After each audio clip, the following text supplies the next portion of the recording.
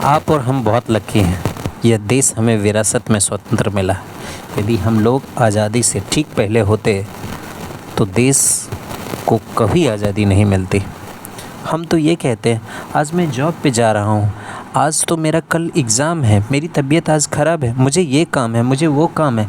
घर पे बैठ के हम रील स्क्रॉल कर देते हैं, पर देश में भ्रष्टाचार के खिलाफ आज हम आवाज़ नहीं उत्पन्न है। सोचिए उस समय आज़ादी से ठीक पहले, जब दोस्त एक दूसरे से वे जुड़ नहीं पाते थे, परिवहन के साधन नहीं थे, लोगों के पास रोज़मर्रा की वस्तुएं नहीं थी और लोग ब्रिटिश नीतियों को समझ नहीं पाते थे, क्योंकि 100 में से मात्र 7% लोग, यानी 100 में से 7 लोग मात्र पढ़े हुए थे।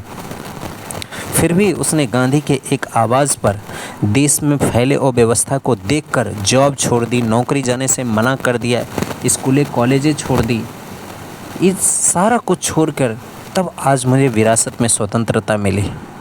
पर आज हम 100 में से 80 लोग पढ़े लिखे हैं, इसके बावजूद भी हम गैर लोकतांत्रिक होने से देश को नहीं बचा पा रहे हैं।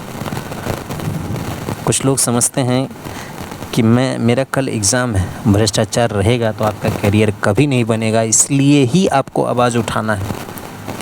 वरिष्ठ अधिकारी पुराने समय में तो सरकार के हुक्म मानने से मना कर देते थे, क्योंकि भ्रष्टाचार के खिलाफ थे, देश को बचाने की कस्में वे खाते थे। आज भी बहुत सारे वरिष्ठ अधिकारी जब वो पद पे बैठते हैं तो उनसे पहले वे कस्में खाते हैं कि मैं देश को अक्षुण्ण बनाए रखूँगा। इसके बावजूद भी वे अपने पद पर कैसे बने हुए, वो इस्तीफा क्यों नहीं दे रहे हैं? सरकारी कर्मचारी काम करने से मना क्यों नहीं कर रहे हैं? वैज्ञानिक, वकील, डॉक्टर, इंजीनियर आदि विशिष्ट लोग देश को बचाने आगे क्यों नहीं आ रहे हैं? जगह जगह पर अपने घर से लोग समूह बनाकर सरकार के प्रति विरोध प्रदर्शन क्यों नहीं दर्ज कर रहे हैं? बड़ी दुख के साथ कहना पड़ रहा है कि आज हम अपने कंफर्ट के हिसाब से अपनी व्यवस्थाएं बनाना चाहते हैं। यह देश बचाने की आपसे उम्मीद क्यों नहीं है? मुझे ये समझ नहीं आ रहा है।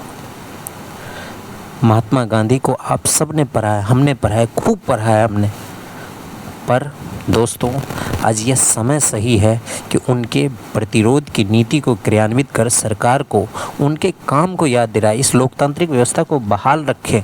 इसके लिए ज़रूरी है आज हिंदू मुस्लिम का राग छोड़कर एक साथ होने का समय आ गया है। इस देश में आज़ादी के बाद पहला ऐसा पल होगा जब मेरी और आपकी नहीं बल्कि हमारी लहू एक साथ देश कल्याण के लोकतंत्र को बहाल करने के लिए, भ्रष्टाचार को समाप्त करने के लिए बहेगी। आइए मिलकर देश बनाए सच्चे इंसान की। जय हिंद। आपका योगदान देश हमेशा याद रखेगा। आओ मिलकर देश बनाए सच्चे हिंदुस्तान की। वंस अगेन जय हिंद।